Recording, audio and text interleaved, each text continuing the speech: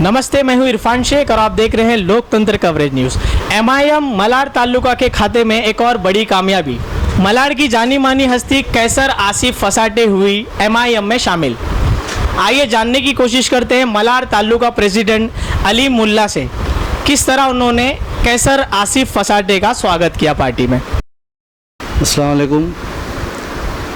जैसे कि आपने वो बता दिया है पहले ही कि कैसर आसिफ फसाटे मालवनी की एक जानी मानी सोशल वर्कर है, बहुत बड़ी हस्ती है। वाकई में ये 20 साल से बिना ज़ाती मफाद के लोगों की खिदमत का जज्बा लेके काम कर रही थी और इन्होंने बहुत ही अच्छा समझा कि मजलिस से जुड़ के इनकी ताकत में भी इजाफ़ा होगा।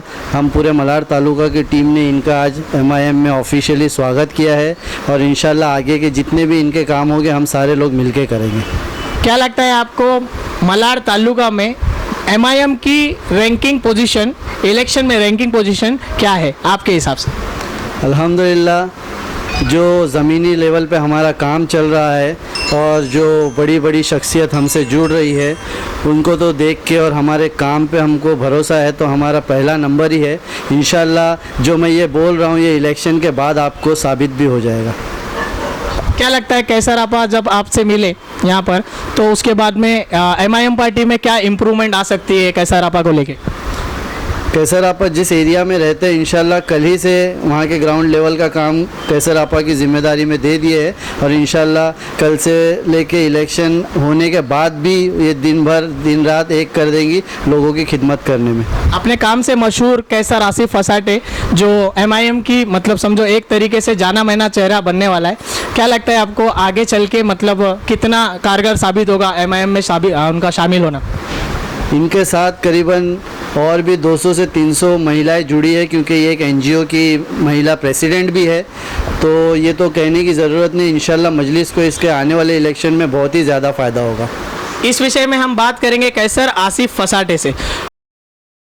मेरा एमआईएम में शरीक होने का एक ही मकसद है कि मैंने इसी पार्टी के अंदर वो दमखम देखा है जो सिर्फ कौम के लिए नहीं, जो सिर्फ एक समाज के लिए नहीं, हर पूरे दुनिया के लिए वो कुछ करना चाहती है। यही एक टीम कौम, यही एक पार्टी ऐसी है जिसने शरीयत की लॉ के ख़िलाफ़ आवाज़ उठाई, जिसने मेरी कौम के जो अनएजुकेटेड बच्चे हैं उनकी पढ़ाई के लिए कुछ कदम उठाया, जिसने गरीबों के लिए अच्छी हॉस्पिटल, सस्ती अच्छी हॉस्पिटलें खोली, जिसको दुख तकलीफ़ का एहसास है, जो दर्द महसूस कर सकता है, उसके उन लोगों के साथ काम करने में मुझे खुशी महसूस होगी। इसलिए कि हज़ारों साल नरगिस अपनी बेनूरी पे रोती है, बड़ी मुश्किल से होता है चमन में दीदावर पैदा। तो अकबरुद्दीन साहब, असदुद्दीन साहब की शक्ल में हमें अल्लाह ताला ने एक दीदावर दे दिया है कि जाओ, ये जो परेशान लोग हैं, जो अपनी कौम को लेकर परेशान है, समाज को लेकर परेशान है, अपने बच्चों के एजुकेशन को लेकर परेशान है, ऐसे काफ़ी चीज़ें जो परेशान है, तुम जाओ और उनकी परेशानियों को दूर करो। और मुझे उम्मीद है कि एमआईएम से मैं मायूस नहीं होंगी, उनके साथ मिलकर शाना बशाना उनका ताउन मिलेगा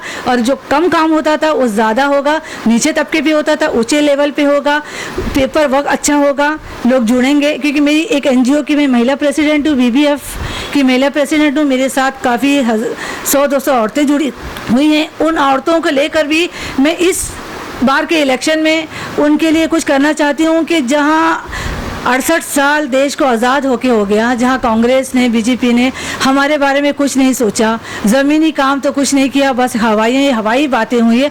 वो औरतें जो अपने उन बच्चों को लेकर परेशान हैं जो सिर्फ नशाखोरी के आदी हो गए हैं, बेकारी बेरोज़गारी के चक्कर में चोर चमार बन गए, उन बच्चों को हम औरतें मिलकर एक सही राह दिखाना चाहते हैं। और अगर अकबरुद्दीन साहब, असदुद्दीन साहब का साथ और हाथ मिला तो ये बच्चे भी को सही राह मिलेगी, एमआईएम हमको सही दिशा दिखाएगी और एक बड़ी पार्टी के रूप में अभी भी उतरी हुई है, आगे भी उभर कर आएगी। जैसा कि आपने देखा एमआईएम के मलाड तालुका प्रेसिडेंट अलीमुद्दीन मुल्ला ने कैसर आसिफ फसाटे को पार्टी में प्रवेश देकर उनसे काफ़ी उम्मीदें जताई। आने वाली बात यह होगी कि कैसर आसिफ फसाटे उनकी उम्मीदों पे कितनी खरी उतरती हैं। कैमरा पर्सन इमरान शेख के साथ इरफान गफूर शेख, लोकतंत्र कवरेज न्यूज़, हर खबर सच्चाई के साथ।